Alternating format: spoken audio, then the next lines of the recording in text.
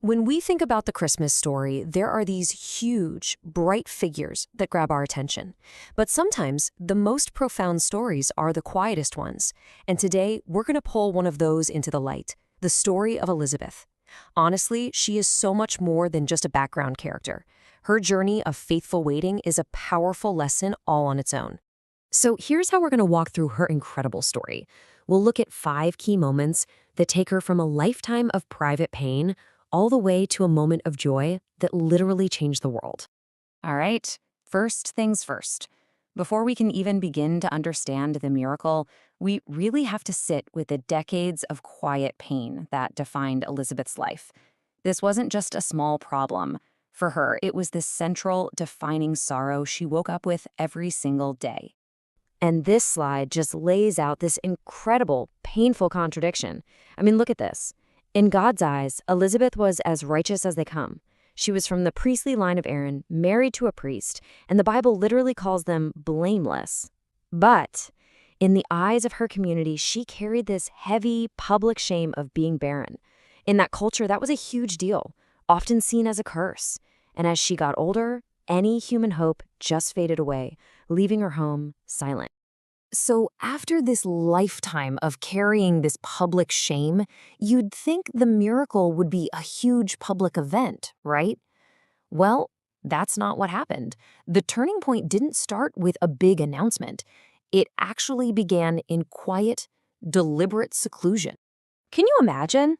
The one thing she's prayed for her whole life finally happens, and what does she do? She doesn't run out into the village square. The Bible tells us she hid herself away for 5 months. Which, of course, brings up a huge question. After all those years of public disgrace, why would she choose to hide right at the very moment she could have finally celebrated? It seems backward, doesn't it? And you know what? Her own words tell us exactly why. This wasn't her hiding in shame. This was her retreating into a sanctuary of gratitude. It was this sacred time just for her and God, a time to really process the sheer size of this miracle and to give pure, uninterrupted thanks for taking away the shame she had carried for so, so long. So this quiet time of just soaking in the miracle, it sets the stage for the absolute climax of her story. And it all happens when her much younger relative, a girl named Mary, comes to visit. Now, we have to understand, this is so much more than just a family get-together. This is a monumental moment in history. You have the Old Testament, represented by this righteous elderly woman, literally greeting the New Testament, embodied in this young virgin. It's the mother of the forerunner, John, meeting the mother of the king. And right here, in this moment, you see this incredible shift in Elizabeth. The second she hears Mary's voice, she's filled with the Holy Spirit. She doesn't just see her little cousin. No, she sees the mother of my Lord. Think about that. She is the very first person in the Bible to call the unborn Jesus Lord. That is a massive, profound declaration of faith.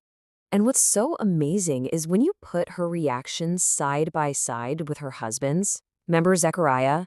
The angel shows up, gives him the good news, and he doubts, he questions it, and gets struck silent.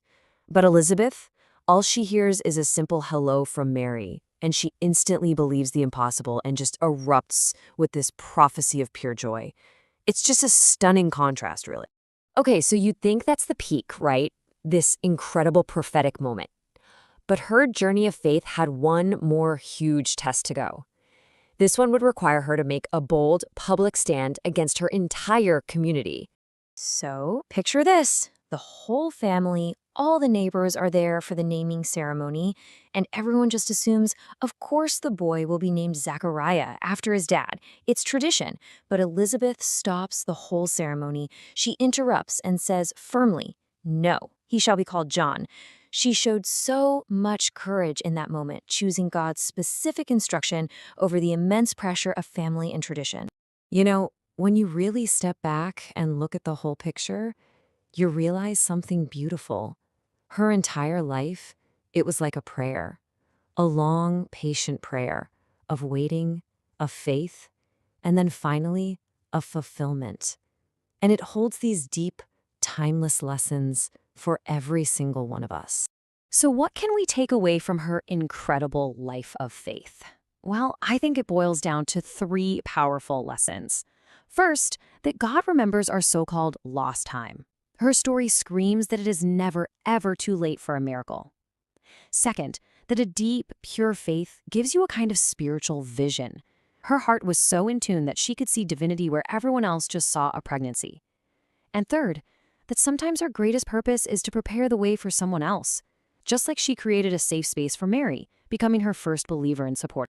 And what all of this gives us, really, is this beautiful new way to think about what it means to wait faithfully. It's not passive, it's not just sitting around, it's an active hope. It's a kind of spiritual readiness, a deep trust in a promise, even when every single thing you can see and touch tells you it's impossible. And that brings us to the final, and maybe most important question. It's a question her story asks all of us, a kind of prayer for our own hearts. It forces us to look at the parts of our own lives that feel hopeless, barren, or just too old for a miracle, and to ask ourselves, where are we waiting for God's life-giving promise?